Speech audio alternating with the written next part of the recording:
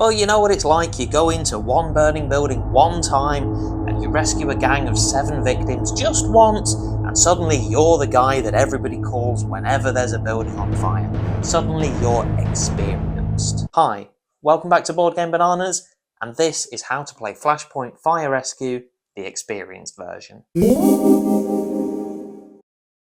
In this video, I'll be going through the experienced version of Flashpoint Fire Rescue. I hope that by this point you're already familiar with the family version. If not, I'd recommend that you click this video and then play the family version a number of times so that you get comfortable playing it. The reason for that is that the experienced version very much builds on a lot of the rules from the family version.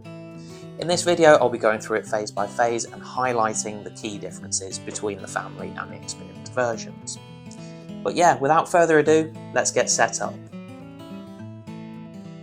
Start by placing all 8 doors in the closed position exactly as you would in the family game. Next, you need to decide which level of difficulty you'll be playing at.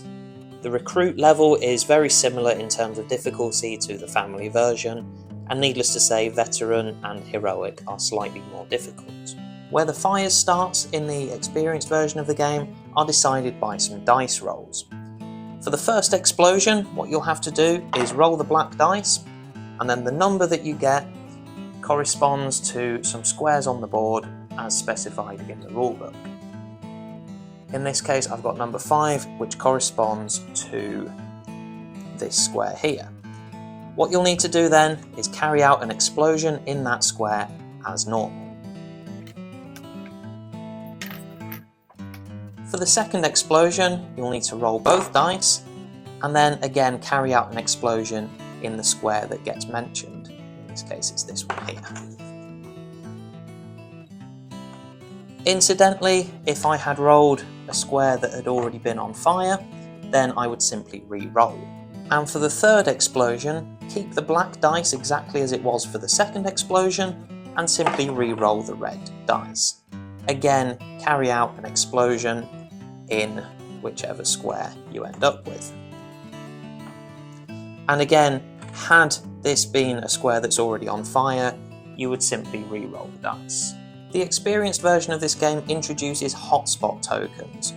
Place a hotspot token on each of the squares where you have just carried out an explosion. I'll go through the hotspot tokens in more detail later on and what impact they have on the game. If you're playing at the heroic level, again, roll both dice and carry out a 4th explosion in the square that corresponds to the dice roll. Again, if it's on fire already, then simply re-roll to determine where the 4th explosion occurs. And again, that one should have a hotspot token. Next, we'll be placing out these hazmat tokens. Simply do that by rolling the dice and again putting the hazmat token in the square that it corresponds to. If that square is already on fire, which it is in this case, simply re-roll until you get one that isn't on fire. Do that 3 times if you're playing at recruit level, 4 times at veteran, and 5 times if you're playing on heroic mode. Next, it's time to place these point of interest tokens. Again, just as in the family version, remove 2 victims and 1 false alarm token and put them back in the box.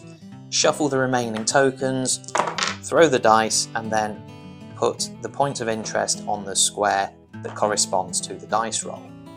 Do that 3 times, bearing in mind not to see who's a victim and who is a false alarm. If the square that your point of interest has landed on is on fire, simply re-roll the dice. Next, each player takes a character card. These are reasonably well explained on the card and also in the rules, so I won't go into detail on each one, but do bear in mind that some of them have different numbers of action points that you can use on each turn. Next, place 3 additional hotspot tokens if you're playing at the veteran or heroic difficulty. Or place 2 additional hotspot tokens if you're playing with 3 players, or 3 additional hotspot tokens if you're playing with 4 or more players. Next, place the firefighters that you're playing with on 1 square outside the building. And also decide together where the ambulance and the fire engine will start. And at that point, you're set up and ready to play. One major difference in the experienced version compared to the family version is that when you rescue victims, you now have to take them to the square with the ambulance on whereas previously you just had to exit the building with them. But you lose in exactly the same ways, either when 4 victims are deceased or when you run out of the black cubes and the building crumbles.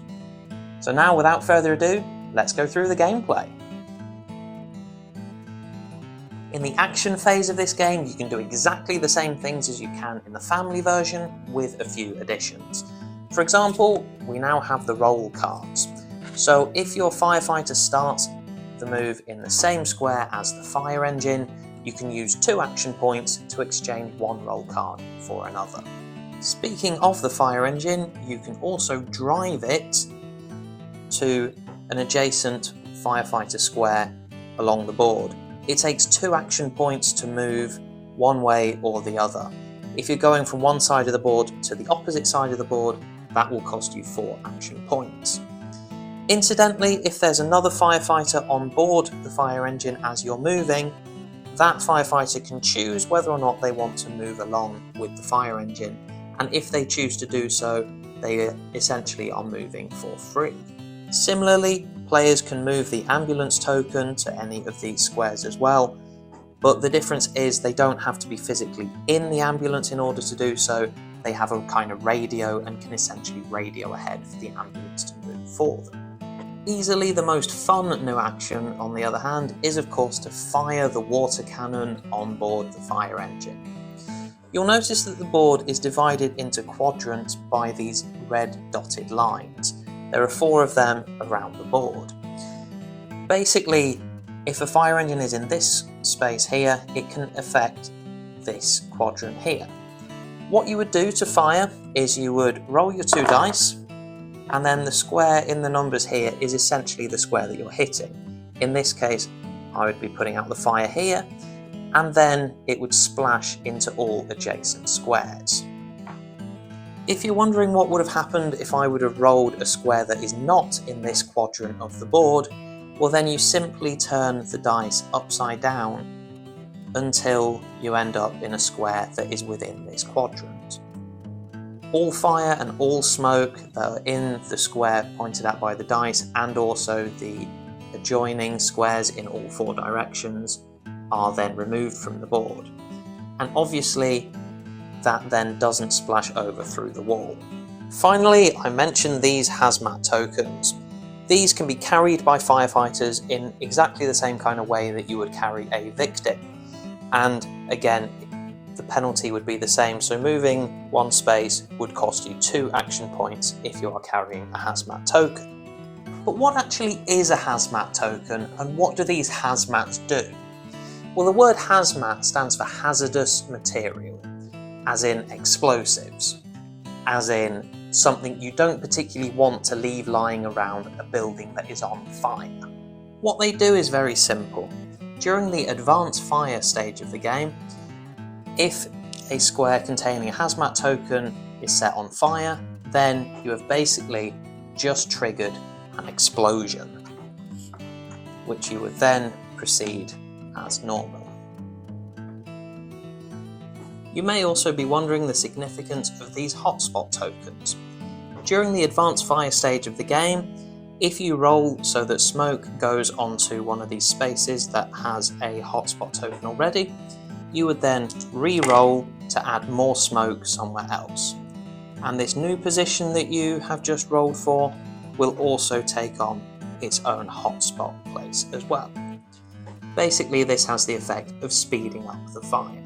And of course, the real kicker there is that when you re-roll the dice, if the square that you're landing on the second time also has a hotspot token, then you guessed it, you have to roll again and again and again and again until you eventually manage to put smoke on a space that doesn't have a hotspot token.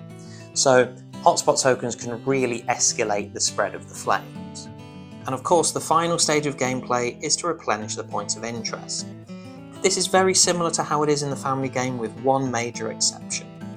When you roll your dice, if they were to land on a square that's already on fire, rather than simply removing the flame, what you do is you follow the arrow, and you would instead put the point of interest here, but this space is also on fire, so we follow the arrow again, and this point of interest token would end up being placed here. And one final, very minor rule change in this experienced version: if a firefighter ends up getting knocked out, rather than simply going to the closest medical spot, they must go to the one that currently has the ambulance. And there we have it, you're now ready to go and fight the flames in experience mode. As I said initially, I really recommend getting comfortable with the family version of this game first, not only because some of the rules overlap, but also because the way you have to end up thinking in this experienced version is at a slightly higher level, let's say, than the family version. So it's really good if you play that a number of times first and manage to win a number of times. But if you've played this, I'd love to know what you guys think down in the comments. I've got to say, I'm really enjoying this game. I really like that there are different levels to it, but I've got a review video coming very soon, so do subscribe so you don't miss that one. But yeah, in the meantime, hope you enjoy this game. I know I certainly am, and I'll see you in the next one. Goodbye, take care, and hey, go and fight those flames. Goodbye.